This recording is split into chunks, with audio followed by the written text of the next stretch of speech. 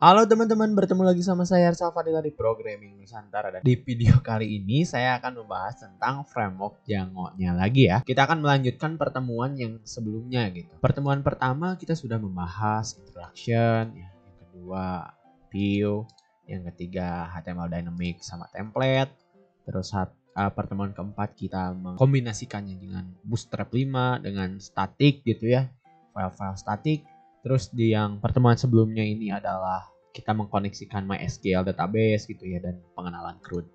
Nah di pertemuan ke-6 ini saya ingin memberikan konten yang khusus untuk CRUD gitu ya. Di Django seperti apa gitu ya.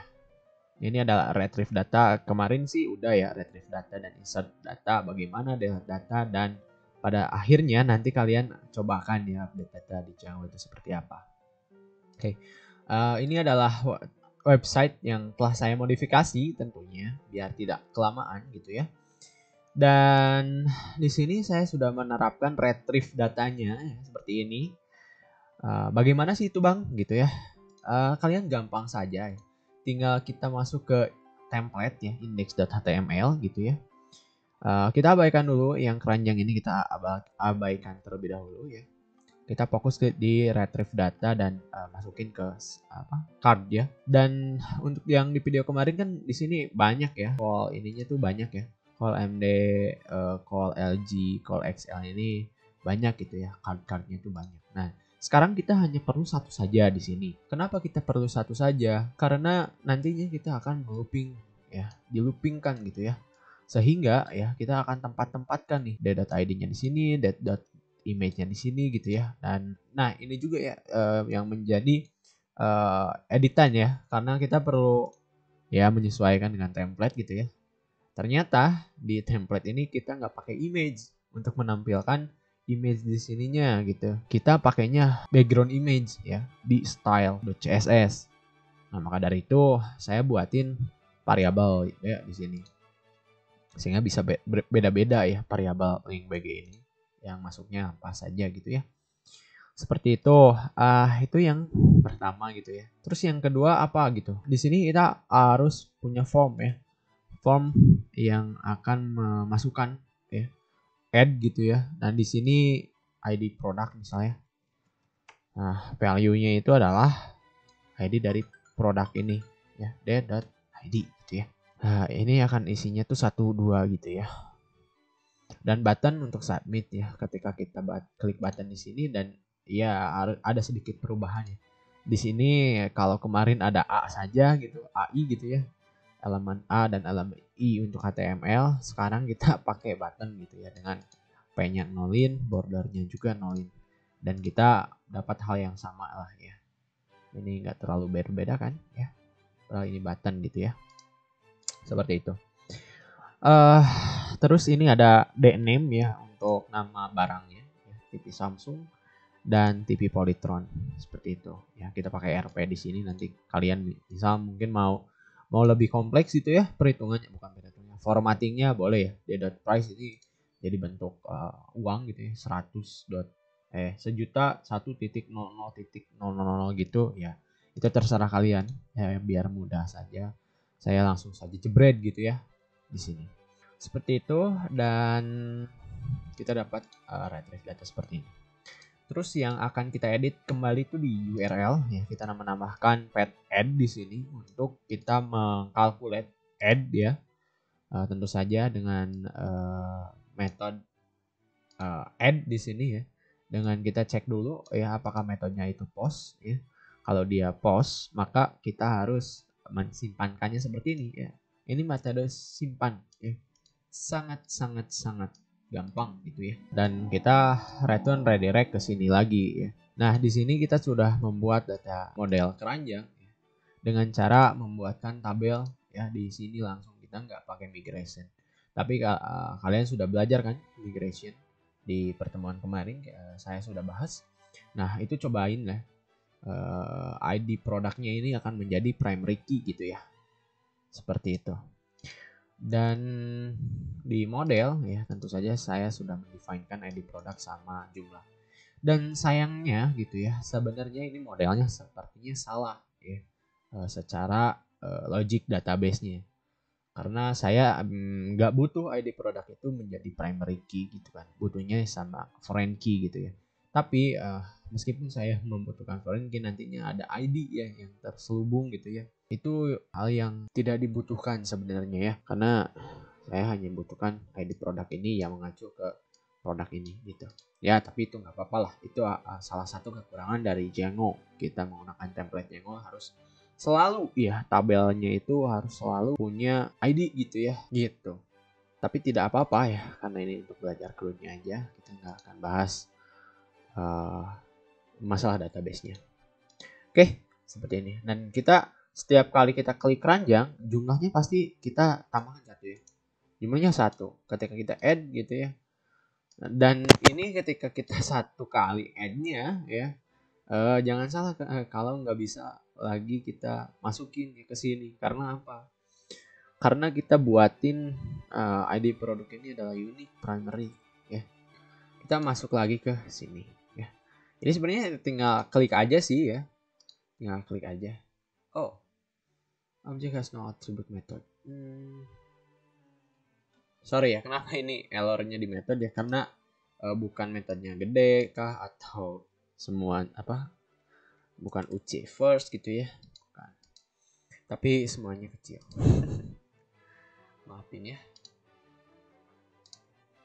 Nah, itu adalah sudah ya. Ini sudah punya di sini 1. Cocok ya? Insert jalan ya. Insert jalan. Sekarang bagaimana dengan delete? Ya, sekarang bagaimana dengan delete gitu ya? Kita tampilkan lah ya di index di sini. Kalau kalian tahu gitu ya, formatter untuk Django di VS Code, boleh dropkan di komentar. Karena ini saya masih belum bisa. Kita mau tampilkan ya yang tadi jumlah keranjang. Jumlah ini harusnya pakai tabel ya. Saya karena ingin cepat gitu ya, sehingga seperti inilah ya gitu ya. Dan kita punya form action ke delete ya, misal ya sebenarnya sih harusnya bayar gitu ya. Kita nggak sampai sana ya untuk ini ya, karena ya itu milik kalian lah ya, untuk menyelesaikan website ini gitu ya. Nah, ini adalah keranjang ya, kita beri nama dulu dong. Ketika kita mau klik sebentar, ID produknya tidak muncul ya. Oh sorry, bukan seperti ini ya produk. Nah, keranjang tadi ID-nya 1, jumlahnya 1, ini tinggal kita klik delete gitu. Nah, ketika kita klik delete kan ada URL yang baru gitu ya, maka kita harus daftarkan lagi di sini. Kita daftarkan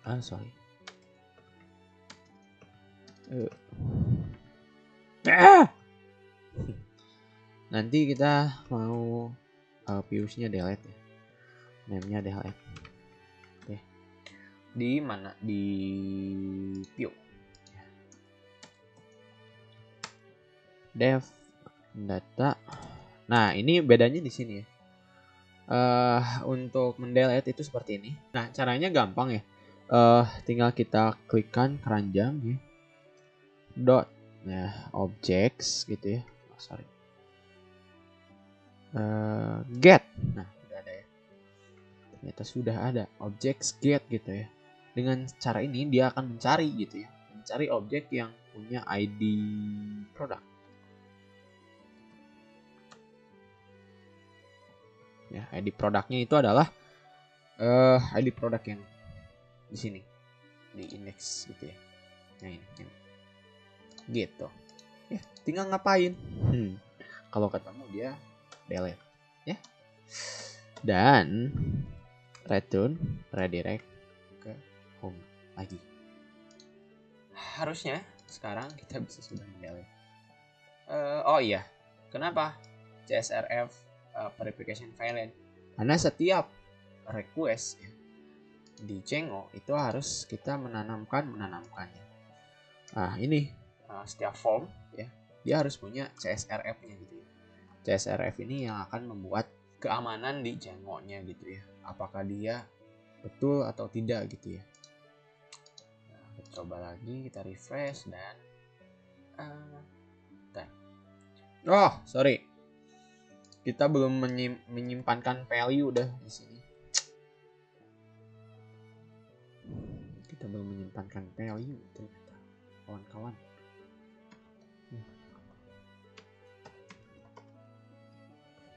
Nah, bisa seperti itu. Oke. Sudah berhasil terlihat ya.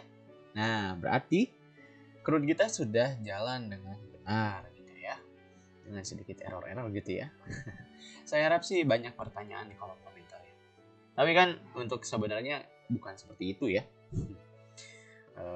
E-commerce yang sesungguhnya ini bukan seperti ini ya. Kalau kalian masih penasaran untuk membuat e-commerce yang benar-benar e-commerce di Jengo, coba silakan kita voting gitu ya, siapa yang mau. Dan kira-kira ada 10 lah ya, 10 yang komen mau di bawah, saya buatin yang benar-benar e-commerce-nya ya. Karena ini hanya untuk pembelajaran bahwa kita bisa insert gitu ya, seperti ini di Jengo ya. Sampai saat ini udah work ya. Dan untuk kalian juga tolong cobakan ya, update data ya. Seperti itu dari saya, dan seperti biasa saya Arsal Fadilah pamit undur diri. Terima kasih dan see you later guys.